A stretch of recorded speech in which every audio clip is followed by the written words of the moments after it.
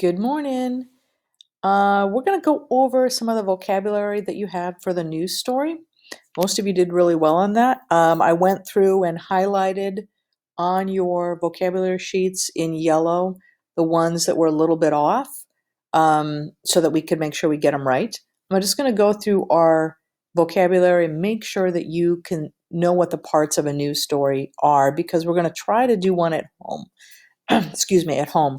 So I'm going to play you this news story from a few years ago, and then we're going to look at it and look at what the parts are. So if you could watch this, and then we'll come back to it.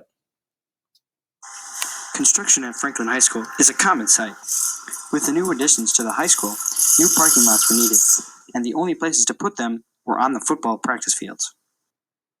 Well, short term, it's making it a little bit tough. Pretty much took our south practice field totally away. Well, it did.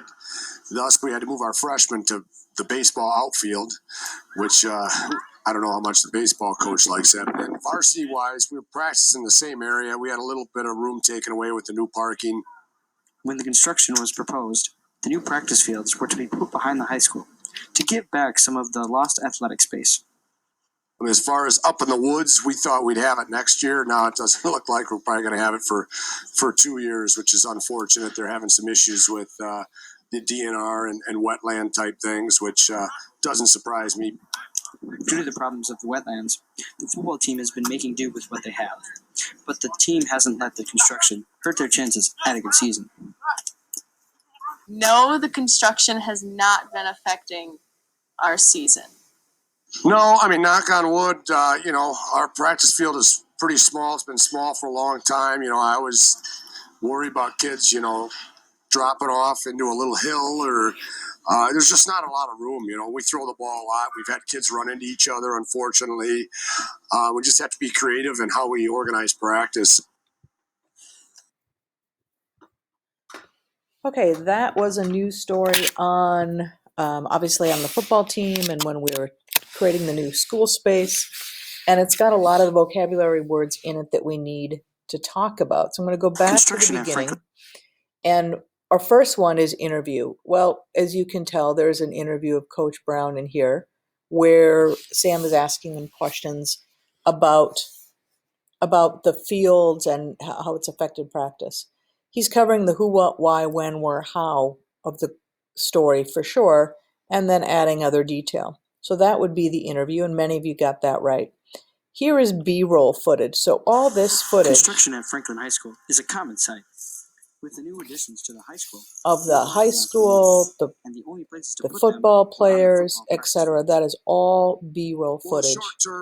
Originally, the A-roll footage, it was called, the interviews or your footage with the dialogue, etc. If you're doing a narrative, that's called A-roll, and B-roll is the footage that kind of brings those interviews to life, brings you information to life. So it's representing what's being talked about. So all this footage is B-roll footage. Nat sound or natural sound is the sound that naturally comes on the recording with the B-roll. At least that's what natural or nat sound is in terms of a news story. Construction at Franklin High School is a common sight. With the new additions to the high school, new parking lots were needed. And you can hear in these first two clips, there's the sound of the construction going on.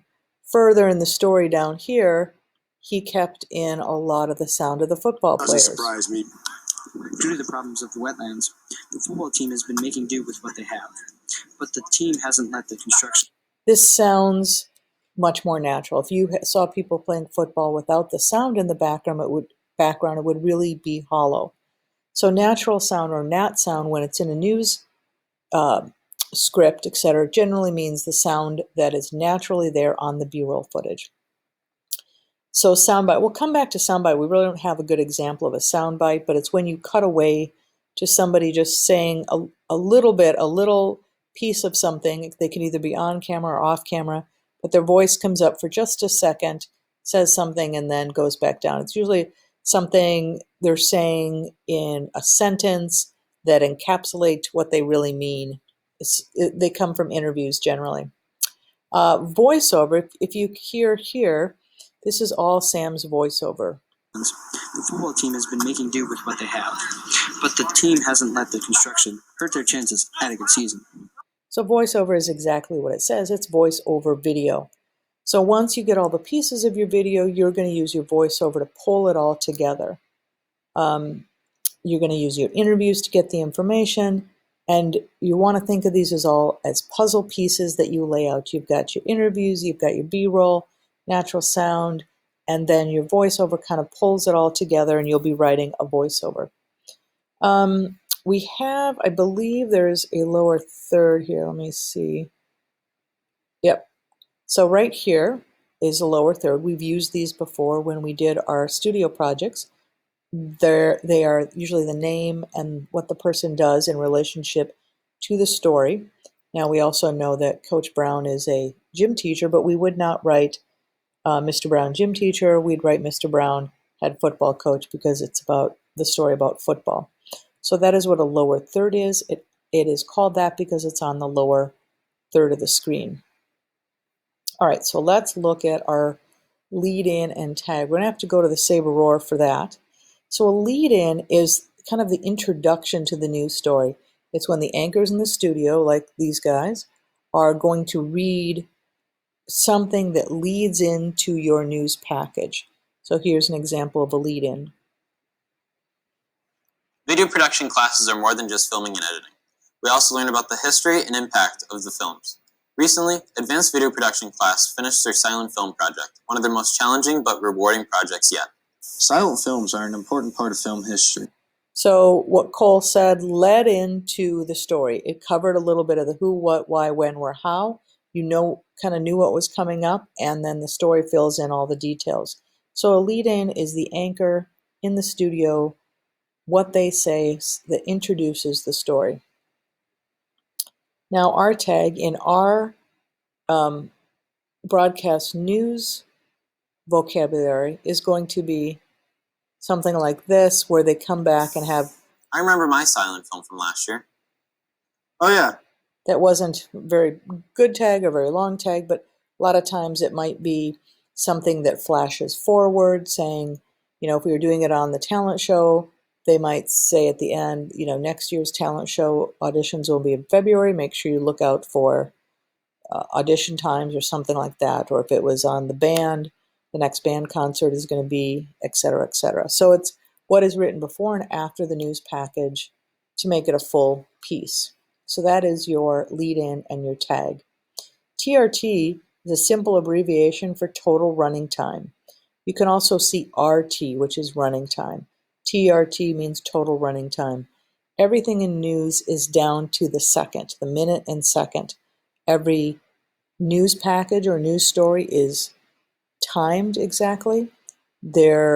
All the lead-ins and tags are timed, so you have an idea of how long the production will run. So TRT or just RT has to do with running time. All right, our next two here, jump cut and rack focus. So in our news vocabulary, a jump cut is a little bit different than what some of you wrote for a jump cut for fiction or narrative. A jump cut can be kind of a drastic change from one scene to another, and it can be written that way in a script. For our purposes, a jump cut is two shots that are too similar back to back. This happens when you are editing an interview and taking pieces out.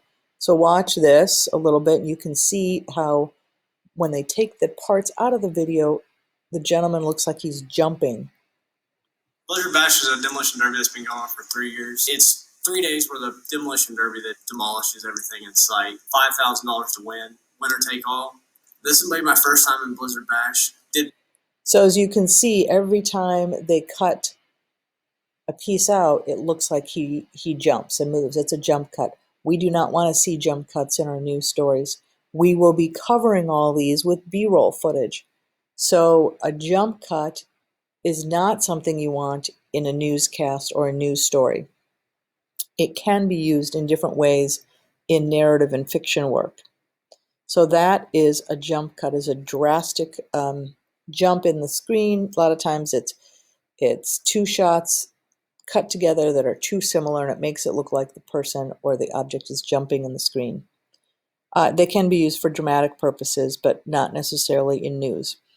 So when you have a jump cut like this, what this person did with this interview is they cut out probably all the person's ums and ahs and vocalized pauses, anything that didn't make sense for the story. They cut this interview together, and my guess is that they'd probably then cover the interview with B-roll footage. And our last one is a rack focus shot. Pop up to here. This is a really good example of a rack focus shot. A rack focus shot is one where you change the focus from midground, foreground, and background, or vice versa. So without moving the shot, you're showing your audience where to look. So watch this rack focus. At first, the background is in focus, and as he moves forward, notice that the focus is now shifted to the plant that's in the midground. Background's out of focus, foreground's out of focus. And as he moves forward, the focus racks to the plant in the foreground. So this is a good example of a rack focus. It's something you can use in your news story. And in fact, in Sam's news story, he did use a rack focus shot. I think it's off here, right there, where he's focusing from the chain link fence and racking focus to the background. It's a great way to show depth and create depth in your shot, but it's just one of the other vocabulary words we're going to need when we're doing our news story. Reporter stand-up we didn't talk about. I think I have an example of a reporter stand-up here somewhere. Let me pull it up.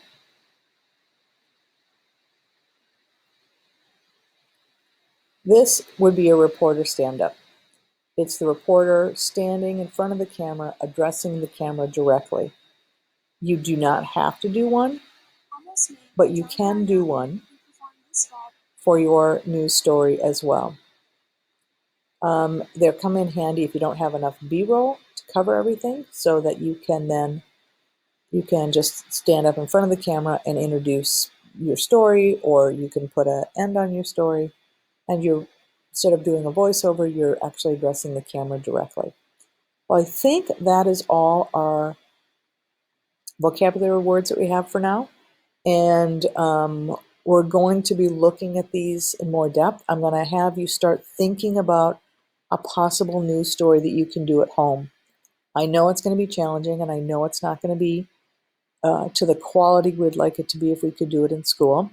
I'm hoping you can interview a sibling, a parent, a guardian, somebody in your home, and just tell them that it won't be broadcast anywhere. It's just for you to practice. But you would interview them. You would shoot B-roll of whatever they're talking about. So let's say you interview your sister on her collection of, Star Wars figurines or whatever it is. Interview the person, ask them questions, and then you'd shoot B-roll of all the things, and we'd then cut it together on WeVideo. So that's where we're headed. After you watch this today, I want you to start thinking about possible news stories you could do in your home. I know it's going to be a little bit of a stretch, but I would like you to come up with 2 or 3 possible ideas. In Google Classroom, there'll be a form that you can fill out that you can write who you're going to interview and what the topic will be, or at least ideas of what you could do. That's it for today, and then we will be moving forward to learn more parts of the news story and start shooting a news story and learning how to edit it together.